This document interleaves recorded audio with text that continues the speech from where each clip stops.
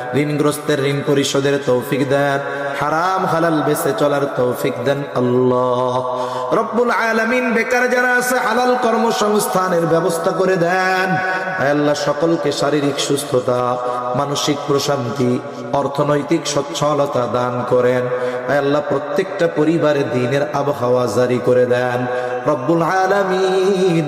খাস করে আমরা যারা হাত উঁচু করেছি আল্লাহ, আমাদের মধ্যে হয়তো অনেকের মা নাই, অনেকের বাবা নাই। আয় আল্লাহ, মা বাবা কত বড় নেয়ামত, যার নাই সে বোঝে মা বাবা কত বড় নেয়ামত। আয় আল্লাহ, দুনিয়ার অপর প্রান্তে আমেরিকার খবর মুহূর্তের ভিতরে পাওয়া যায়, দেখা যায়। 3 হাত মাটির নিচে ওই মোহাম্মতের মা বাবার কবরের খবর জানা যায় না, দেখা যায় না।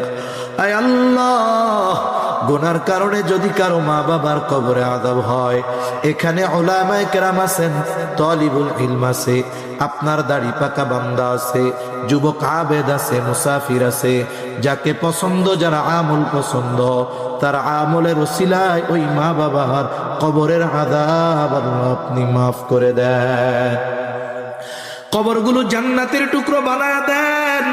কিয়ামতের দিন হিসাব সহজ করে জান্নাতের ব্যবস্থা করে দিয়েন। যাদের মা বাবা বেঁচে আছে, সুস্থ দীর্ঘনেক হায়াত আল্লাহ আপনি দান করেন। আয় আল্লাহ, যাদের সন্তান অবাধ্য আছে, সন্তানগুলারে বাধ্য করে দেন। আয় আল্লাহ, খাস করে মালিক মা বোনদের কবুল করে